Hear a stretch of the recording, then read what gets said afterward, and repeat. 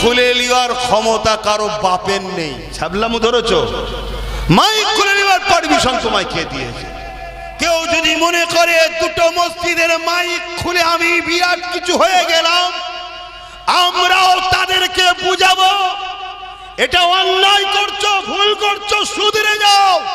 যদি না শুধরায় তাদের বিরুদ্ধে আমরা লড়াই করব। রাজি আছেন না? নয় হাত তুলে বলুন রাজি আছেন না? নয় তাতে যদি সেই লড়াইয়ে আমাদের জীবন লাগে দেব, সেই লড়াইয়ে গুলি খেতে হয় খাবো, কিন্তু মনে রাখবে আমরা সালাউদ্দিন আইবির উত্তরসূরি, আমরা খালিদ বিন ওয়ালিদের উত্তরসূরি।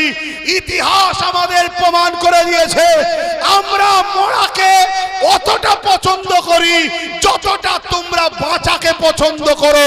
তার থেকে মরাকে আমরা বেশি পছন্দ করি। কেন? মরার পরেই তো আমরা কবরে কামলিওয়ালা দিদার পাবো। জোরে বলুন সুবহানাল্লাহ, আরো জোরে বলুন সুবহানাল্লাহ। আজ থেকে 3 বছর আগে বলেছিলাম একটা দিন আসবে চোখ দিয়ে পানি নয় খুন বেরোবে। 1.5 বছর অলরেডি হয়ে গেছে, 1.5 বছর বাকি আছে। বাড়ি বাড়ি সব ফরম দেওয়া হচ্ছে থানা থেকে। কি ব্যাপার? না মসজিদে কি আছে না আছে নারী নক্ষত্রের হিসাব দাও। কেন আপনি জানেন না? আপনি জানেন না? আপনাদের কাছে ডাটা নাই? তাহলে কি করছিলেন এতদিন ধরে? সব থাকা দরকার তো। তাহলে যদি বলেন যে না অন্য কিছু ব্যাপার আছে, ডাটা তো থাকা দরকার, তাহলে যদি দিতেই হয় সরকারি স্টাম্পওয়ালা প্যাড ছাড়া কোনো জায়গায় দেব না। শুনছেন তো নাকি?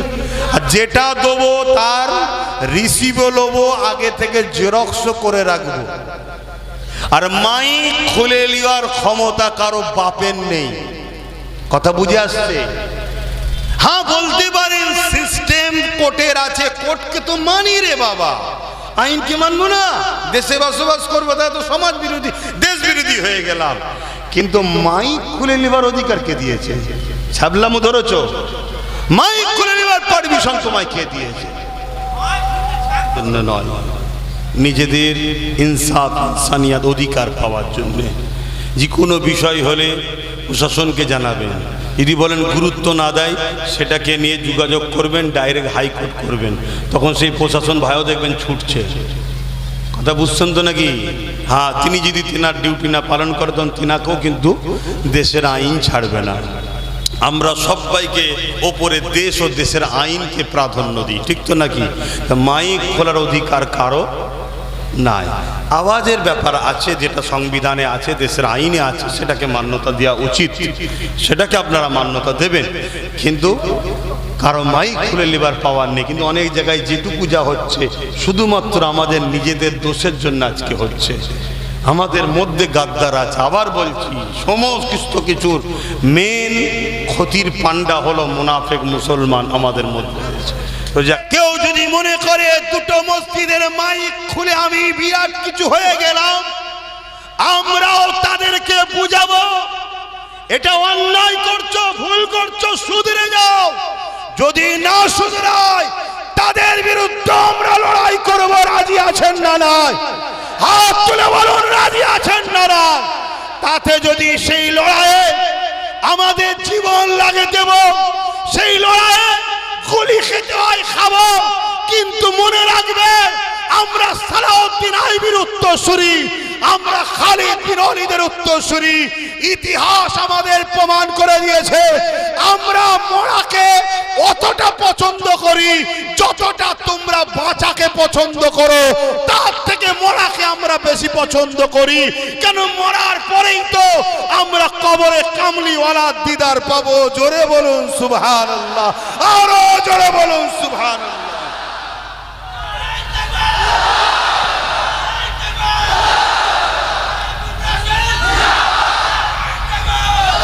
অতএব কে কি খায়, কে কি পড়ে, কে কি নীতিতে চলে, কার কি ধর্ম, ওটা আমার বিষয় নয়।